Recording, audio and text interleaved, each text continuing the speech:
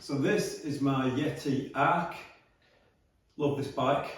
It's pretty wicked. I usually ride it, or mainly ride it for trail and kind of light enduro. If you've seen my previous video, we took this on an enduro race and it actually held up pretty well. But that got me thinking, look, is this really a do-it-all bike? Can it work at the other end of the scale and compete in a cross-country race? Look, in terms of that, look, yeah, it can get up and down hills. But is it going to be competitive? With it being a hardtail, is it going to get up the hills all right?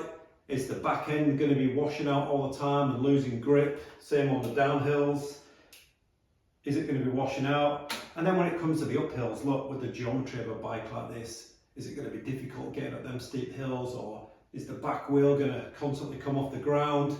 On the downs, am I going to struggle for grip, or is a hardtail just going to beat up the body too much after you're already at 100% max effort going up a hill, and then you've got to find some speed and momentum on the downs? Is it going to be too relentless? Is a hardtail just going to be too much? And that's why most people ride full susses these days, to give the body a bit of a rest and a breather. Or is something like this going to be all right? So look, it's probably not set up for cross-country racing at the minute. Look, I've got my Saint pedals on there. On the back here, I've got my DT Swiss 1900 wheels, which are pretty good. Aggressor on the back and a Midian on the front. Probably not the best for cross-country. Now, I have seen something on YouTube where people just kind of lift up a bike, drop it, and it magically changes to the setup they need. So let's give it a whirl. It's not changed, has it? It's still the same. There's no cross-countryness to this bike. Now, my kids said magic only tends to work on YouTube when you've got a lot of followers, and they love taking the piss that I don't have many followers. So quickly give this video a thumbs up, subscribe, and then we'll try it again. Fingers crossed you've all liked and subscribed. Oh, this is good, not bad. Right, let's go. So it worked. Or kind of a half-assed version anyway. So what changes it to make it nice and cross-country ready? Well, you can see now we've got a set of carbon wheels. These are the Envy Foundation AM30s, and these have got Industry 9 hubs on there. And I'll tell you what, it sounds pretty cool. I'm loving it for the sound below. In terms of tyre choices, on the back, 2.2 Icon. Not too much rolling resistance on this, so it's not going to slow me down too much, fingers crossed. On the front, gone for a 2.4 Ardent, and so it should give me the grip without slowing me down too much, give me that bit of confidence to go into corners fast and what have you. Got Garmin. All roadies and cross-country riders know you put a Garmin on, you're going to go faster. And then, I must have run out of YouTube magic or something, or I'm just not strong enough. Maybe it's one of the two. But if you look, on this side we've got XTR pedal, whereas on this side I've got the same, bit more of a downhill pedal. So anyway, that's the bike, pretty cross-country ready. Let's see how it gets on. Maybe I need to get myself a bit more cross-country ready, maybe shave the old hairy legs, chuck some Lycra on all that sort of stuff. See how we get on.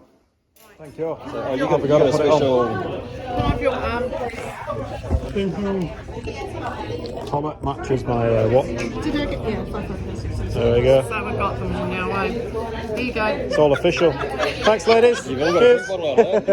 See you later.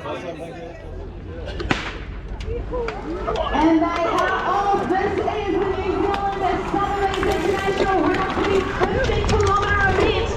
Fast and furious as the first of our riders head out in that course. Now this start's a bit slow and boring, so I'll speed it up a bit for you.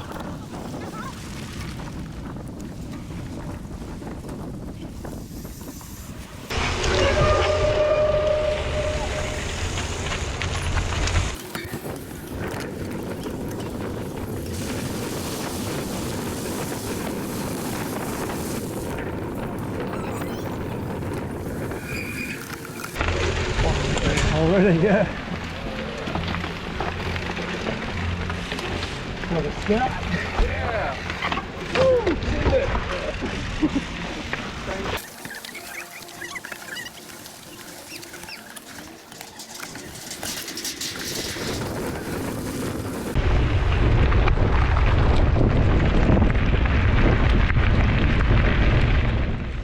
So as you'll see, the first few K was like this quite a lot. Every time there was a tiny little hill, somebody slowed down, which meant the person behind them slowed down, and the person behind them slowed down a bit more. And there's quite a lot of stopping and starting. I guess if you're at the front of the pack, you can keep flying and go fast, whereas those further and further back are paying the price more and more and having to slow down and getting further away from those in front.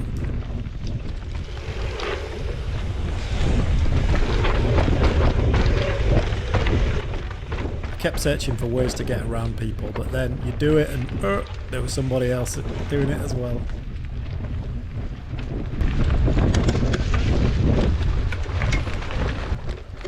So after a couple of K, I embraced my inner Herbie, and every time there was the slightest gap, I'd go for it and overtake people, trying to get my way to the front towards the leaders.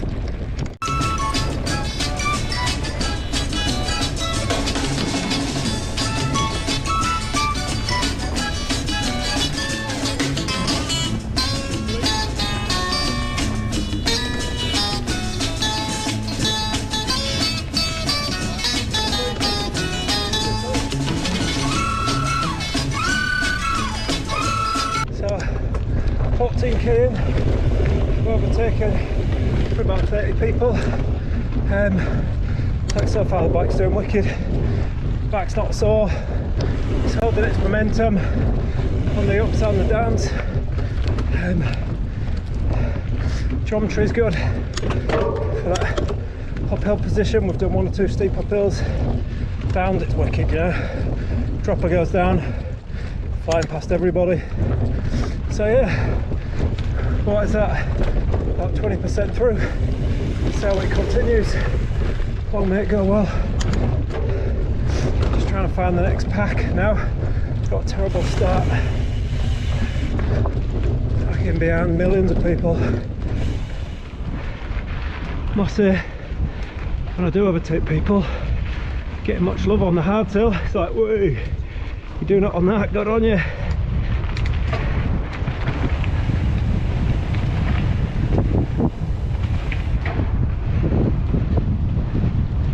It would be interesting to do this on maybe, you know, cross-country race bike, full suspension, and just see what the difference is.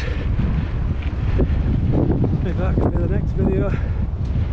Bash it out, try and keep the watts the same on both bikes, see how we get on. It's the longest I've been without seeing anybody all day. After a shocking start, that first few K, it was really slow pace. I think the faster guys just set off, and now I finally got away from that slow group. Try to get up with a faster pack. I think the long gone, to be honest.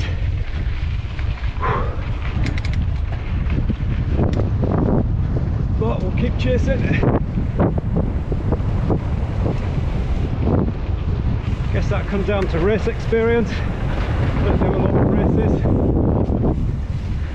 Thought everybody would be going hell for leather at the start, but you've probably seen that first few K. Pretty slow going, really.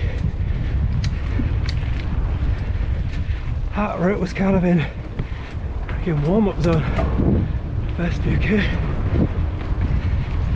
I guess the faster lads have gone for dust. So I guess top tip for next time, get to the front of your start wave, make sure you get a good start.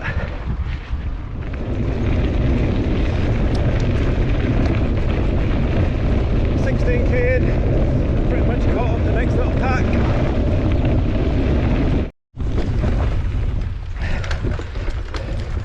$26k in, 2027.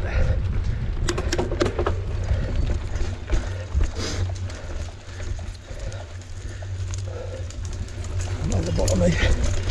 Trail no one likes. It's killing me. Bike's sold up. Still no sore back or any of that. So we're a good portion through the race now. Bike and the body holding up pretty well. But I think on a hardtail you can definitely do it. It's just that constant extra work on the body, even on a trail like this, which is pretty smooth. It's your body that's absorbing a lot of it rather than the suspension.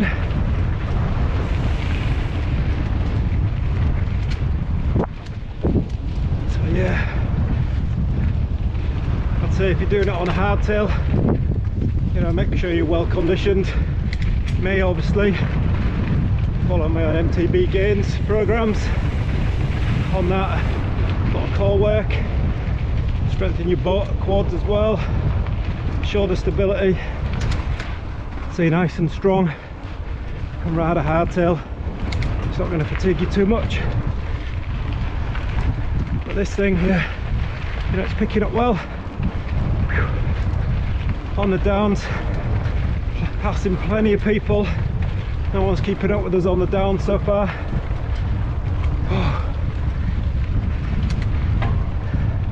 No sore back. A lot of riders complain of that on a hardtail. It's a comfy riding position. You can stay in this all day, you know. Don't feel too slack. It's not too aggressive for old men like me with terrible flexibility. In terms of a setup, the ardent on the front, I'm actually loving it. It's gripping pretty well. You know, don't feel too twitchy on the downs, on the flats. The icon on the back, yeah, a little bit scary at times for me. On a few of the downhills, or you're going fast on a few corners, it's certainly skidding out a wee bit. Controlled, mind you, so you know what's going on.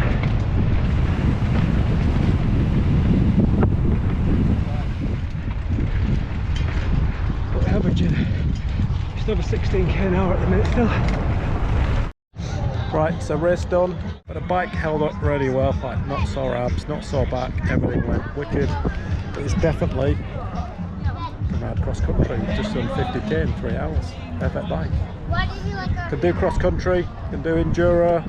What's next for this bike? Let me know and we'll try it. Also, check this bad boy. Such a cowboy.